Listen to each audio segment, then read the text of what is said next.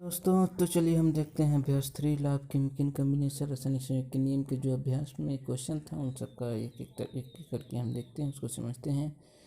तो पहले क्वेश्चन है, स्थिर अनुपात के नियम का प्रतिपादन किसने किया था? तो स्थिर में आदर्श है, प्रविष्ट में आदर्श है, तो पहला का बी ऑप्शन सही है। तो बीजगुण अनुपात के नियम की पुष्टि होती है। तो बीजगुण अनुपात के नियम में 3 तत्व होंगे। अब 3 तत्वों में दो दो तत्व आपस में क्रिया करेंगे, ये नहीं कि तीनों तत्व एक साथ क्रिया करेंगे। जैसे पहले में देखिए ए में कार्बन हाइड्रोजन ऑक्सीजन 3 तो हैं और तीनों अलग अलग 2 क्रिया किए हैं, तो इसका ये ऑप्शन सही है। बी में देखिए 2 ही हैं। सी में देखिए पाँच थे तत्व हैं, क्लोरीन है, सोडियम है, ऑक्सीजन है, हाइड्रोजन है, कार्बन है, तो इसमें 5 तत्व। इसमें भी 3 तत्व हैं, लेकिन इसमें देखिए तीनों एक साथ क्रिया किए हैं, तीनों नहीं, कम 2 क्रिया करना चाहिए, तो ये ऑप्शन सही है। तीसरा देखिए शीशे के 3 ऑक्साइडों में शीशा क्रमशः इतना है और इतना है। ये आंकड़े जिसने पुष्टि करते हैं उनके प्रतिपादित किया था। तो देखिए शीशा लेड है, तो जो लेड है मान लीजिए लेड ऑक्साइड हो गया PbO2 या PbO3, तो जितने भी हमने यहाँ 3 यौगिक लिखा, तीनों में 2 ही तत्व हैं। जब 2 ही तत्व रहेगा तो गुणित अनुपात के नियम को प्रदर्शित करेगा। गुणित अनुपात को नियम किसने दिया था? जॉन डाल्टन ने दिया था। इसका भी ऑप्शन सही है। तीसरा देखिए, एक धातु के 3 ऑक्साइड हैं और प्रत्येक में धातु की मात्रा इतना प्रतिशत आंकड़े हैं। देखिए धातु ऑक्साइड, मान लीजिए हमारा धातु M है, तो डिफरेंट ऑक्साइड है MO, MO2, MO3, तो इसमें भी 2 तत्व हैं। जब भी 2 तत्व रहेगा गुणित अनुपात के नियम को प्रदर्शित करेगा, तो इसका ये ऑप्शन सही है। पाँचवां, आयतनों के संयोग का नियम किसने दिया था? तो गैलुसेक ने दिया था। गैलुसेक का गैसीय आयतन का नियम। कार्बन के 2 ऑक्साइड हैं, कार्बन के 2 ऑक्साइड, मान लीजिए कार्बन मोनोऑक्साइड और कार्बन डाइऑक्साइड है, तो इसमें 2 तत्व, जब भी 2 तत्व रहेगा तो कौन सा? गुणित अनुपात का नियम, तो इसका सी सही है। तांबे के ऑक्साइड, मान लीजिए तांबे के ऑक्साइड में कौन कौन सा है? ये क्यूप्रिक ऑक्साइड और क्यूप्रस ऑक्साइड मान लेना है, तो इसमें भी 2 तत्व है। जब भी 2 तत्व की बात होगी तो गुणित अनुपात का नियम। अगला, नाइट्रोजन तथा ऑक्सीजन क्रिया करके 5 ऑक्साइड बनाता है, तो इसमें कितने तत्व हैं? 2 तत्व। जब भी 2 तत्व बनाएगा तो किसका नियम होगा? गुणित अनुपात का नियम होगा।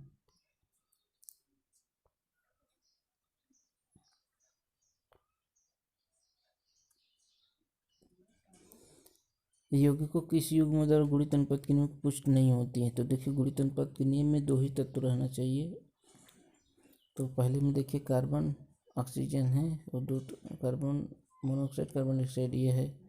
क्यूप्रिक ऑक्साइड क्यूप्रस ऑक्साइड, इसमें भी 2 तत्व हैं। डी में देखिए सल्फर डाइऑक्साइड सल्फर ट्राइऑक्साइड, इसमें भी 2 तत्व हैं, लेकिन इसमें कार्बन डाइऑक्साइड और कार्बनिक अम्ल, इसमें देखिए 3 तत्व आ गए, तो इसका मतलब ये सी वाला जो है गलत होगा।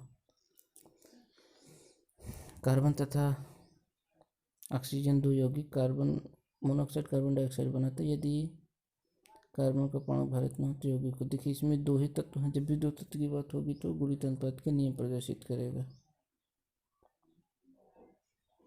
अगला क्वेश्चन देखिए,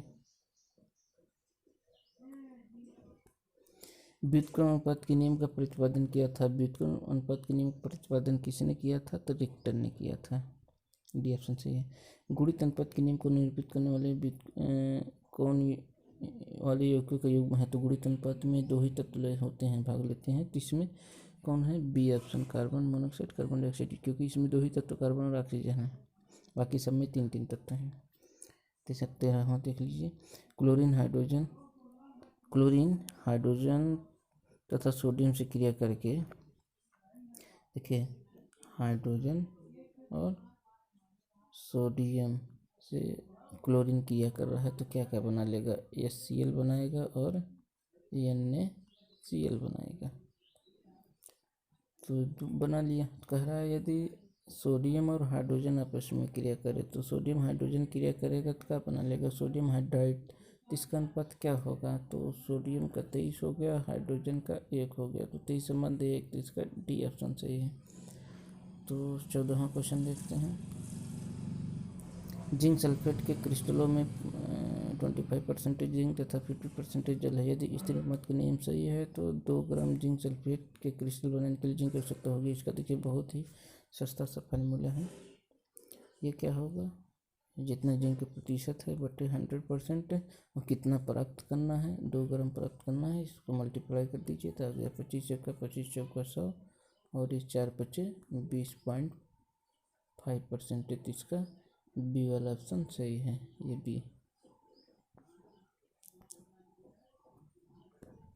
15 एक पात्र में 0.43 ग्राम बेरियम क्लोराइड लेकर इसमें 0.8 ग्राम सल्फ्यूरिक अम्ल लेने पर प्राप्त बेरियम सल्फेट तथा हाइड्रोक्लोरिक अम्ल के भार का योग देखिए क्या है। आप मास सेक्शन है तो जो रिएक्टेंट का मास होगा वही प्रोडक्ट का मास होना चाहिए, तो इन दोनों का सम क्या होगा, वही आंसर होगा। तो 2.433 में क्या जोड़ना है, 0.9 और 3 8 3 11 9 4 13 14 2 1 3 3.413 3.413 बी ऑप्शन सही है। तो इसका कौन सा ऑप्शन सही होगा, इसका बी ऑप्शन सही होगा।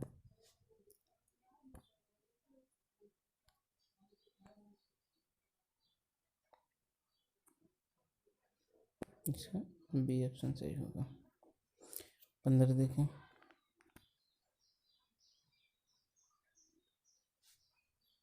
15 भी बता दिए, दोनों का सम जोड़ देंगे तो ये बी ऑप्शन सही आएगा।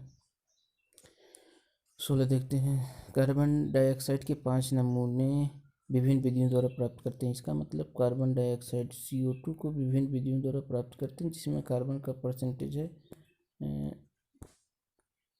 27.3%। अब जो चाहे जितने भी स्रोत से प्राप्त करे कार्बन डाइऑक्साइड, उसमें कार्बन का परसेंटेज 27.3 ही होगा। ये स्थिर अनुपात के नियम को बताता है। स्थिर अनुपात के नियम को किसने दिया था, प्राउस्ट ने दिया था। प्राउस्ट कहाँ के वैज्ञानिक थे, तो फ्रेंच के वैज्ञानिक थे।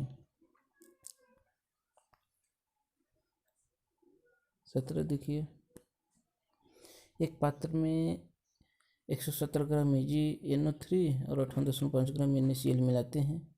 जब दोनों को मिला देंगे तो क्या बन जाएगा, AgCl बन जाएगा, सोडियम नाइट्रेट बन जाएगा, यानी सिल्वर क्लोराइड सोडियम नाइट्रेट बन जाएगा। तो अभिक्रिया के बाद कुल द्रव्यमान, तो law of conservation of mass के अनुसार क्या होगा, कुछ जितना रिएक्टेंट का मास होगा वही प्रोडक्ट का मास होगा। तो क्या होगा, सी ऑप्शन इसका सही होगा, उतना ही होगा। कार्बन और हाइड्रोजन ऑक्सीजन से अलग अलग संयोग करके, देखिए कार्बन है और हाइड्रोजन है, अलग अलग कह रहा है, ऑक्सीजन से संयोग करके क्या बनाता है, कार्बन डाइऑक्साइड, और क्या बनाएगा, H2O बनाएगा। ठीक, अगर कह रहा है ये कार्बन और हाइड्रोजन आपस में संयोग करे, कार्बन और हाइड्रोजन जब आपस में संयोग करेगा तो मीथेन बनाएगा। तो इसमें कार्बन और हाइड्रोजन संयुक्त इनके द्रव्यमानों का अनुपात, तो कार्बन का परमाणु 12, हाइड्रोजन का 1 होता है, तो 4 हाइड्रोजन है, तो दोनों को भाग दे दीजिए, तो 2 छंग 12 और 2 दूना 4, तो 2 संबंध 6 संबंध है, 2 आ गया। तो इसका सी ऑप्शन सही है।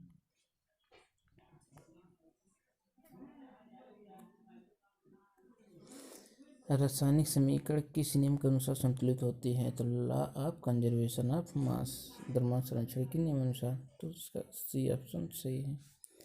द्रव्य की अनावस्था का नियम निम्न में से किस अभिक्रिया के लिए सत्य नहीं है, तो नाभिकीय अभिक्रियाओं के लिए सत्य नहीं है। क्यों, क्योंकि नाभिकीय अभिक्रियाओं में मास का लॉस होता है, जबकि द्रव्यमान संरक्षण का नियम कहता है कि मास का लॉस नहीं होना चाहिए।